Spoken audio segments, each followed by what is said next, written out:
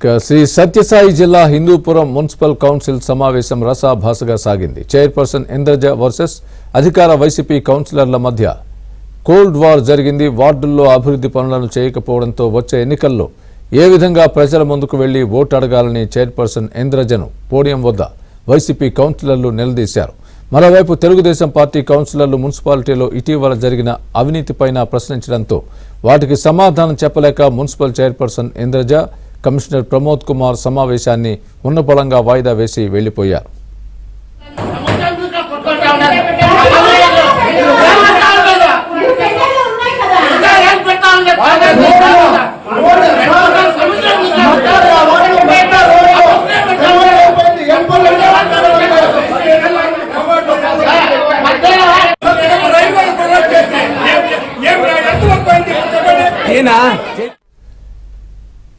ఈ సమావేశంలో అజెండాలో ఉన్న 14 అంశాలపై ఏమాత్రం చర్చించకుండా ఉన్నపళంగా సమావేశాన్ని వాయిదా వేసి వెళ్లిపోవడంతో ప్రతిపక్ష కౌన్సిలర్లు ఆగ్రహం వ్యక్తం చేశారు.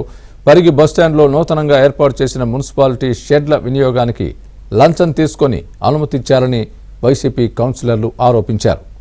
ఇందుకుగాను కమిషనర్కు భారీగా ముడుపులు అందాయని అన్నారు. లంచాలకు అలవాటు పడిన అధికారులు తమ మాటల్ని పెడచెవిన పెడుతున్నారని వైసీపీ కౌన్సిలర్లు ఆగ్రహం వ్యక్తం చేశారు.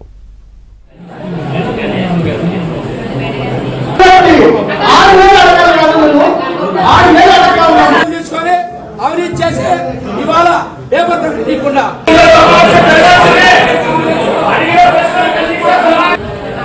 డబ్బులు ఉండాలంటే